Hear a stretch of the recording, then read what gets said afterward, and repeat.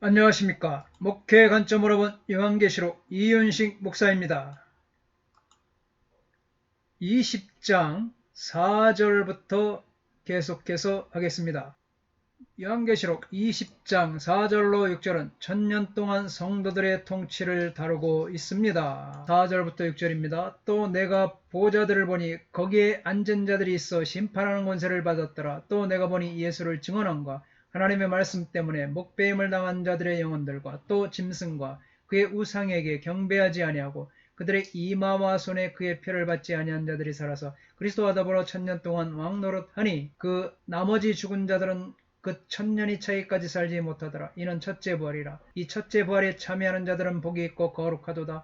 둘째 사망이 그들을 다스리는 권세가 없고 도리어 그들이 하나님과 그리스도의 제사장이 되어 천년 동안 그리스도와 더불어 왕노릇하리라. 5절에 그 나머지 죽은 자들은 그 천년이 차이까지 살지 못하더라. 이는 첫째 부활이라 해서 바로 안에 들어있는 문구는 어떤 사본에도 존재하지 않는 내용으로 단지 참고만 하면 좋을 것 같습니다. 순교자들이 살아서 천년 동안 왕노릇하는 것을 첫째 부활이라고 한다. 그 나머지 죽은 자들은 천년이 차기까지 살지 못하더라. 이거는 이제 참고만 하라는 거죠. 사본에도 존재하지 않은 내용이다. 무천년기설들이 이렇게 주장을 합니다. 첫째 부활, 박윤선 박사를 보면 부활 휴거한 성도들을 통칭한다. 이성근 박사를 보면 천년왕국 이전에 있을 의로운 자의 부활을 상징한다. 서건태, 성도들이 죽을 때 그 영혼이 이 죄악 세상에서 영광스러운 하나님의 나라로 옮겨지는 것을 상징한다. 핸드릭슨, 영혼이 죄악 세상에서 하나님의 영광스러운 하늘로 옮겨지는 것을 상징한다. 비도울프, 죽은 성도들과 순교자들이 육체적으로 부활, 휴거하는 것을 상징한다. 지레드, 그리스도 안에서 잠자는 자들이 성도들과 순교자들의 영혼을 포함한 모든 의인들의 부활, 휴거를 상징한다. 박윤선, 이상근, 서건태, 앤드릭슨, 비도울프, 지레드 이렇게 각자 주장을 합니다. 계속해서 무천년설을 지지하는 주장을 보면 5절에 언급된 첫째 부활은 자연히 6절에 등장하는 첫째 부활을 의미하게 된다. 부활과 관련하여 성경은 재림이 한 번 발생하듯이 단 한 번의 육체적인 부활이 있을 것이라고 가리킨다. 이렇게 해서 이 부활은 첫째 부활이다. 5절에 언급된 부활은 첫째 부활이다. 부활과 관련해서 성경은 재림이 한 번 발생하듯이 단 한 번의 육체적인 부활을 있을 것이다. 이렇게 무천년기설자들은 부활을 한 번만 있을 것이다. 전천년은 두 번의 부활을 의미하고 있는데 단 한 번의 부활이 있을 것이다. 이렇게 주장을 합니다. 이러한 첫째 부활은 1차적으로 말하면 순교자들이 다시 살아나는 정황을 가리키는 것을 말한다. 그리고 2차적으로는 살아있는 그리스도인이 중생하여 생명을 얻는 상태를 말한다.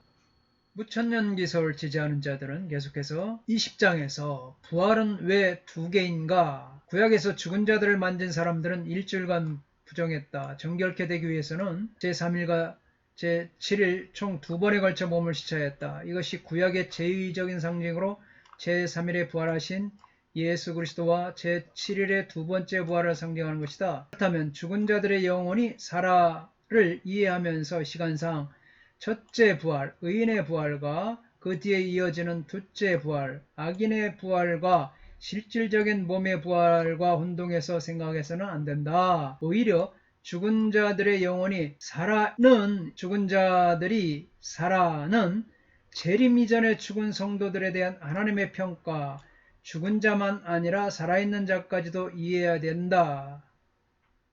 바울은 당대 유대인들이 가지고 있는 일반적인 소망인 의인의 부활과 악인의 부활을 믿었는데 이것이 일반적인 몸의 부활이라는 것입니다. 이때 우리 벗은 몸이 그리스도의 영광의 몸과 같은 영적인 몸을 입게 되는 것입니다. 고린도전서 또 고린도후서에 보면 이러한 소망 중에 그리스도인은 첫째 부활에 참여했습니다. 첫째 부활은 이에 대응하는 둘째 부활과 관련이 있다.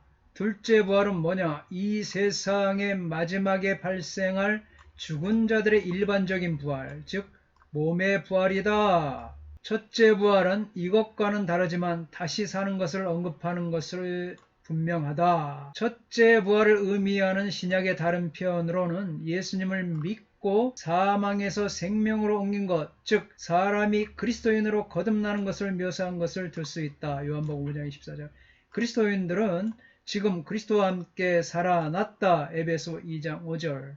에베소서 2장 5절입니다. 허물로 죽은 우리를 그리스도와 함께 살리셨고 너희는 은혜로 구원을 받은 것이라. 계속해서 무천년기설을 지지하는 자들의 주장입니다. 휴즈는 첫째 부활을 그리스도와 연결시켜 그리스도께서 일반적인 부활의 첫 열매로 부활의 몸을 입고 다시 사신 것을 가리킨다고 이해한다. 그리스도의 부활은 잠자는 자들의 첫 열매로 제시되었다는 것이 이렇게 추론할 수 있는 근거다. 고린도전서 15장 20절 이렇게 말했습니다.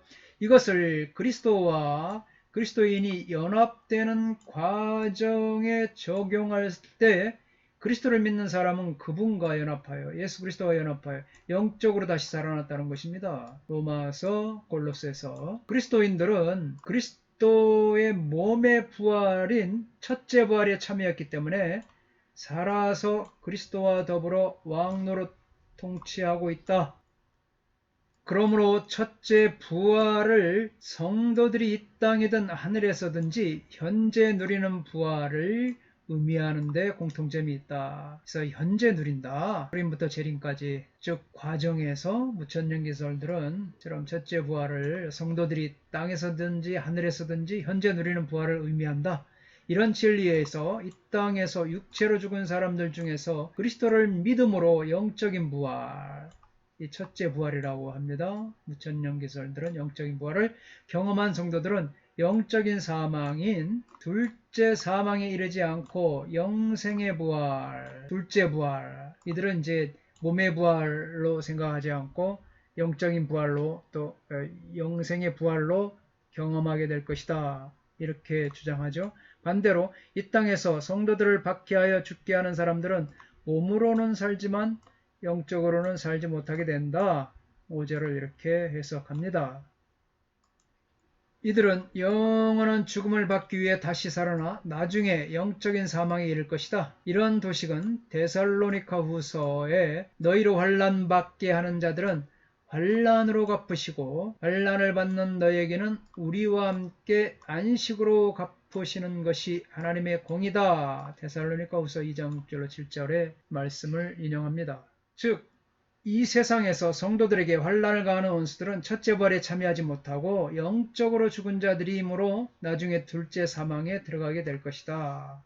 무천년기를 지지하는 후크만은 신자들의 부활과 불신자들의 부활과의 사이에는 천년 공백이 있다. 또한 두 부활을 분리시키는 일은 특별히 요한복음 5장 28절 29절에 예수님의 말씀에 의해 도전받게 된다고 하였습니다. 5장 요한복음 28절부터 29절 보면 이를 놀랍게 여기지 말라. 무덤 속에 있는 자들이 다 그의 음성을 들을 때가 오나니 선한 일을 행한 자는 생명의 부활로 악한 일을 행한 자는 심판의 부활로 나오리라. 이렇게 말씀하고 있습니다. 성도들의 첫째 죽음, 곧 육적 죽음은 그들을 첫째 부활, 곧 하늘에서의 영적 부활로 옮겨 놓습니다. 그러나 경건하지 않은 자들의 둘째 부활, 심판의 부활, 곧 육적인 부활은 그들을 둘째 사망, 곧 영적 죽음으로 옮겨 놓게 되는 것입니다. 신자와 비신자를 막론하고 첫째 사망,